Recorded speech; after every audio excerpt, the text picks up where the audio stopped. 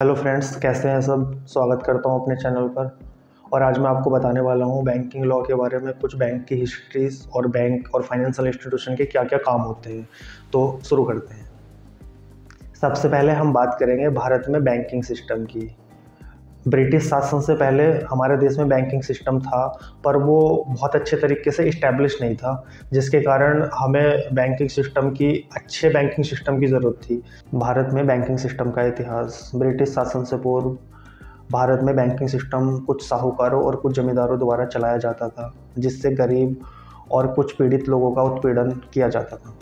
भारत में ब्रिटिश शासन आने के बाद ब्रिटिशर्स को अपना बिजनेस चलाने के लिए बैंकिंग सिस्टम की आवश्यकता पड़ी, जिससे ब्रिटिशर्स ने भारत में कुछ बैंकों का निर्माण किया।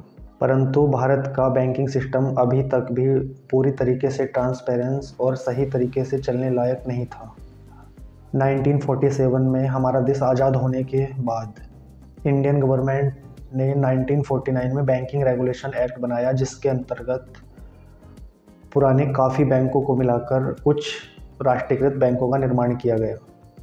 बैंकिंग रेगुलेशन एक्ट 1949 आने के बाद बैंकों में काफ़ी ट्रांसपेरेंसी आई और भारत के लोगों को बैंकिंग सिस्टम का लाभ मिलने लगा। भारत में बैंकों द्वारा किए जाने वाले कुछ प्रमुख कार्य saving account, current account, fixed deposit and recurring deposit etcetera.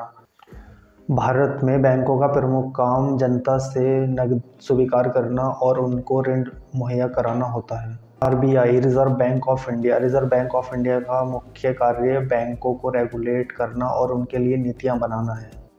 RBI की मॉनेटरी पॉलिसी द्वारा देश में इन्फ्लेशन और लिक्विडिटी को कंट्रोल करने का काम भी किया जाता है। आरबीआई को बैंकों का बैंक भी कहा जाता है।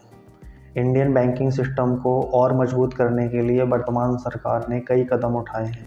वर्तमान में भारत सरकार ने बैंकिंग अमेंडमेंट बिल 2024 को भी लाया है, जिससे बैंक में ट्रांसपेरेंसी बढ़ने के साथ साथ बैंकिंग सिस्टम को मजबूती मिली।